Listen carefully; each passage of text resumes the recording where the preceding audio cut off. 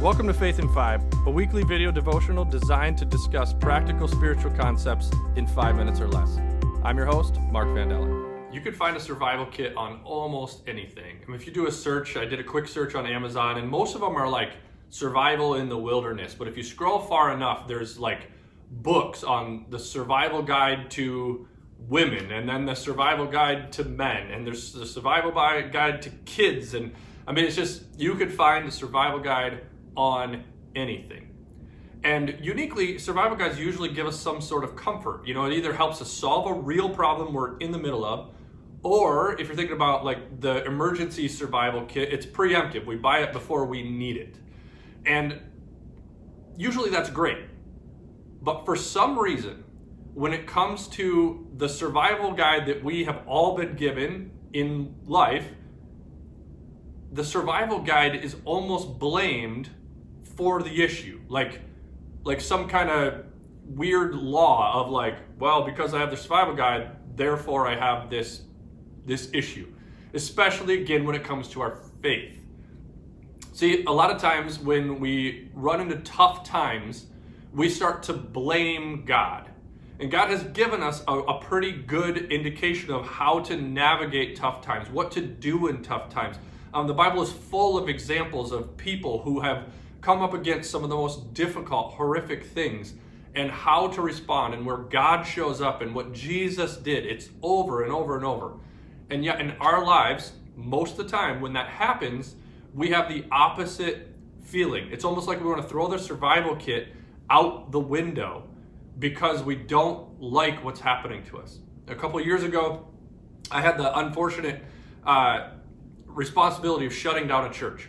And it was very difficult. I had the opportunity is the wrong way to say it. We held a meeting, and as I prepared for that meeting, I had really no idea what I was going to say. I didn't want to say any of it. I didn't want things to go in this direction. But I was looking for that survival kit, right? As the survival kit for closing a church. And I just thankfully turned to the Bible, and I found some truth there that helped me. And I remember in that meeting saying, look, everything inside of us, because this is how I was feeling, everything inside of me is forcing me, causing me to want to say, throw up my hands and say, forget it. How could God let this happen? I don't ever want to be a part of something like this ever again because it hurts. Everything about it was making me want to go further away from the things that were awesome and created like this rich meaning in my life. And I don't know why we do that, but we typically kind of push all that stuff away. And in that moment, I remember after I kind of read about trying to find some wisdom to come to this spot, it was this idea that don't pull away. Don't run from this. It's going to hurt. Like, relationships hurt. Engaging life is hard. Doing faith is difficult, but don't pull away. Although that's what we're saying, or that's what we're feeling, resist that.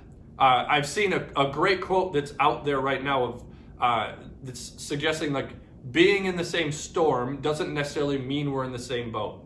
And so all of us in that room that were wrestling with what was going on, right? Some of us were, for me, it was career. There was a lot of fear of failure. There were other people in the room that were wrestling with like, what does this mean for my kids and my family? Obviously, most of us were asking, what does this mean for my faith? And there were a lot of different questions. We were all in the same storm, but all in a different boat. The problem with the most survival kits is each of us are going to go try to find that one survival kit that's specific to us. But God gives us one that says, hey, I've provided the boat. Don't jump from the boat. If we jump from the boat, we may be overcome by the water. There's analogies out there that if you remove a log from a fire, it will go out. And if you cut a branch off a vine, it will wither and die. And that is the verse that I read as I prepared for that meeting. It's John 15:4.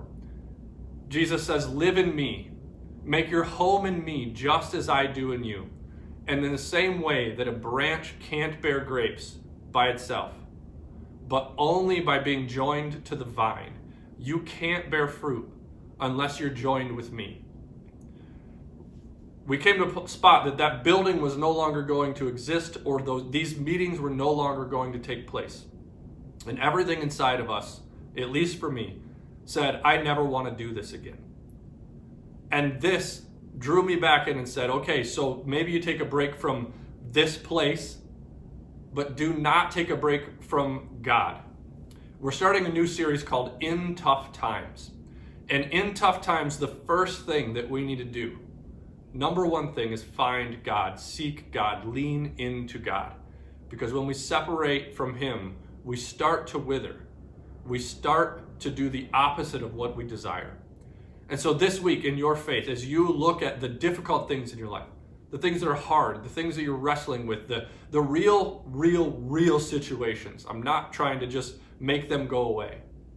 But in those, instead of pushing God away and blaming God and throwing the survival kit out the window, bring that, stay in the boat and wrestle with the storm, but do so with God as the survival kit. Thanks for watching Faith in 5. If you like what you see, please like and share. If you're interested in making a donation to our ministry, please click the link below.